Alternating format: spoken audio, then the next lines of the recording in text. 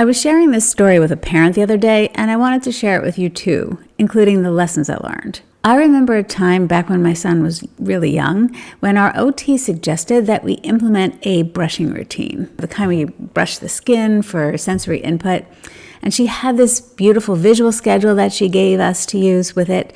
She suggested us using a timer. She gave us a laminated social story. And I left that session feeling really hopeful, like we had a plan and I could do this. The next day, I went on to try to implement the plan, and my son was having none of it. He threw the timer off the edge of the table. He hid the social story when I turned my back for a second.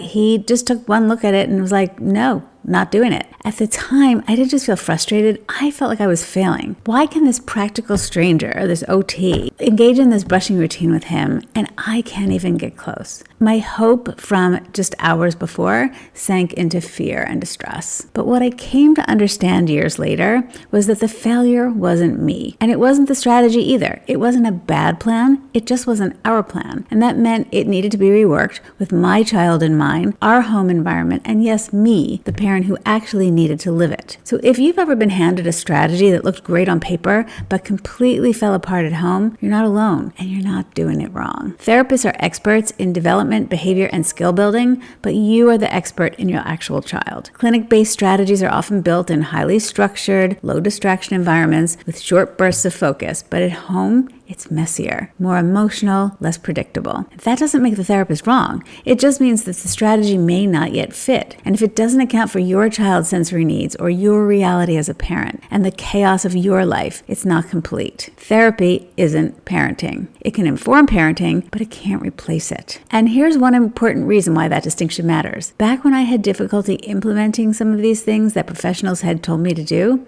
I had trouble believing that no one knew my child like I did. When a strategy fails and the parent blames themselves, it doesn't just affect that moment, it chips away at their confidence. And when confidence erodes, it becomes harder to stay calm, harder to stay consistent, harder to trust your own instincts the next time something hard comes up. And it's not just about a brushing program or getting dressed. The ripple effect touches every part of parenting. Years later, I believe with my whole being that we as parents definitely know our children best, even when we face challenging situations. Before we jump in further, I want to welcome any new visitors, and if you like this video, I hope you'll consider subscribing. All right, let's jump in. Here are some reasons why good plans still fail. Therapists, as I already mentioned, they're trained to create structured, individualized plans for our children based on their needs, which is great. But those aren't based on our needs necessarily, right?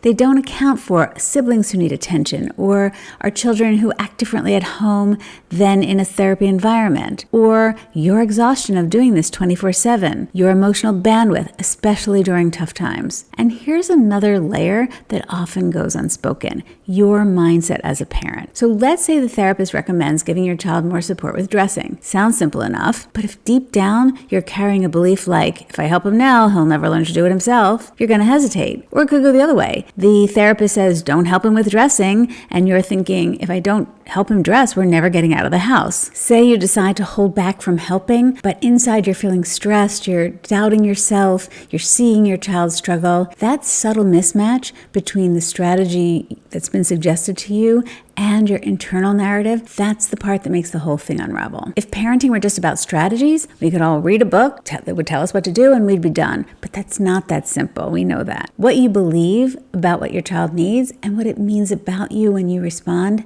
that matters. Some common hidden scripts that interfere with strategies that we all have from our own upbringings are things like, if I give in, I'm being too soft. Or, he should be able to do this by now. Or, I don't want others to think I'm spoiling her. Or, if I need to be firm or I'll lose control. Do any of those sound familiar to you? Those beliefs aren't always conscious, but they show up in your tone, your energy, and how consistently you can follow through. So here are some things you can do when the plan that you're offered just doesn't work for you. First, pause and reflect. Ask yourself, what do I really believe about what I'm being asked to do? Here's an example from when my son was young of something that a therapist offered to us as a way to help Matthew play because he didn't have play skills. They gave us a photo album of his toys, and his job was to open the photo album, look at the toy that was in the photo, go over to the shelf, pick it up, manipulate it for a few minutes, whatever that meant, and then put it back on the shelf.